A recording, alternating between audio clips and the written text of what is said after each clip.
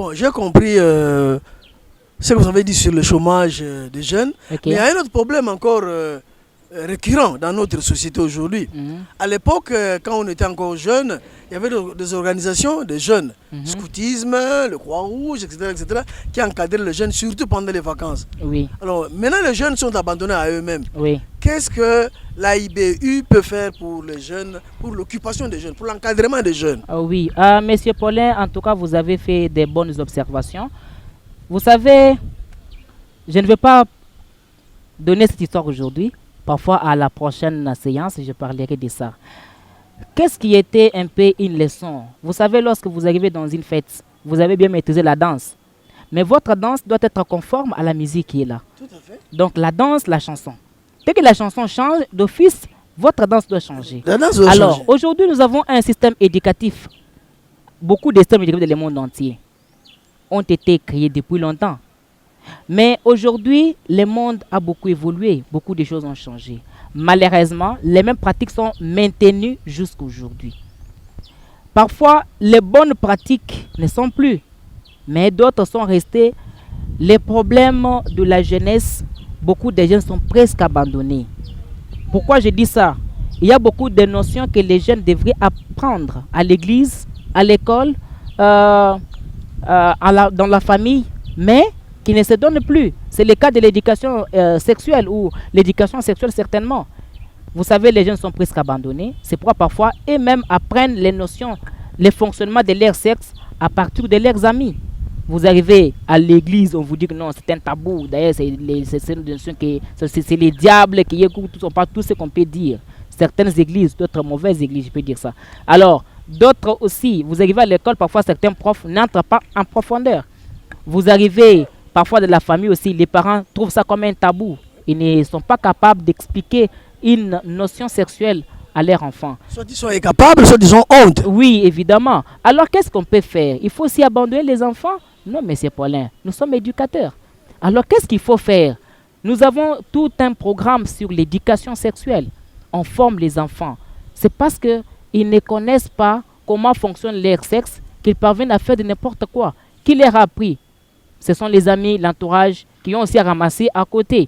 Donc, il y a ça. À part ça, nous avons l'éducation sociale, comment vivre dans la société. L'Académie internationale du bien-être universel, AIBI, une ONG, ASBEL, forme des groupes sociaux. Lorsque vous appartenez à notre organisation, dans chaque commune, nous avons un endroit, nous avons un siège. Chaque soir, les jeunes se retrouvent là-bas. Pas seulement les jeunes, même les vieux. Mais on a fait des regroupements selon les différentes tranches d'âge. Ils se regroupent, ils parlent de la vie. Nous avons les programmes éducatifs qui sont là. Le monde évolue comme ça. Qu'est-ce qu'on peut dire aux gens et qu'est-ce qu'on ne peut pas dire? On donne ça, donc ils s'entraînent. Parce que si on n'a pas ces groupes sociaux, les jeunes seront abandonnés. Appartenir à un groupe social, c'est un besoin qui est physiologique aussi, qui est psychique, qui est mental. Donc il fallait, c'est un besoin humain. L'homme cherche toujours à appartenir à un certain groupe. Alors maintenant, lorsque les gens se retrouvent en groupe, l'académie comme elle est partout, les jeunes vont appartenir à ces groupes-là et trouver les notions, trouver les réponses qui correspondent à leurs questions. Pas comme ailleurs, vous pouvez trouver, les enfants partent pour des questions, ils reçoivent des réponses bien sûr, mais les réponses qui sont différentes à leurs questions. Vous demandez les pains, on vous donne la pierre. Vous allez manger ça?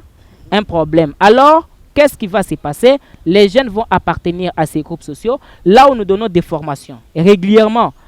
Les formations peuvent être gratuites ou semi-gratuites selon les constats des les conseils d'administration. On a de diverses formations. Nous avons des conférences que nous tenons encore régulièrement selon les différents sujets. Nous avons les bourses d'études. On peut donner des bourses d'études aux membres pour aller étudier dans certains pays étrangers.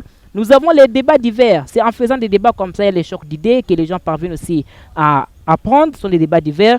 Nous avons ce que nous appelons la paire-éducation. La paire-éducation, donc l'éducation par les pairs. On donne une notion quelconque.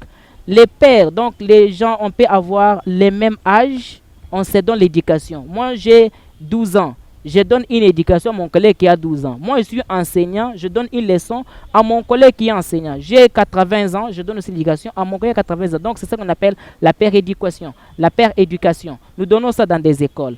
On arrive dans une école, on donne une formation et on laisse un groupe là-bas. Et ces groupes-là s'entretiennent, donc s'entraident. Donc, il y a vraiment l'échange d'idées. C'est comme ça que nous parvenons à donner l'éducation dans le monde entier. Je crois avoir cité juste quelques points clés si ce concerne les intérêts qui sont les intérêts qu'auront les membres au sein de notre organisation, l'Académie internationale du bien-être universel, AUBI, ONG, ASBEL. Je vous remercie, monsieur. En tout cas, monsieur Odon Mukunkole Nkole, comme je disais au départ, vous êtes le coordinateur international de l'Académie internationale du bien-être universel. Oui.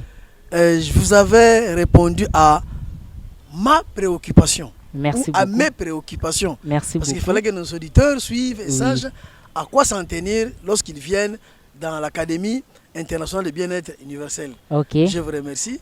Mais je fais une observation. Laquelle encore? Vous êtes un humoriste comme moi et je vous inviterai une énième fois pour parler de l'humour.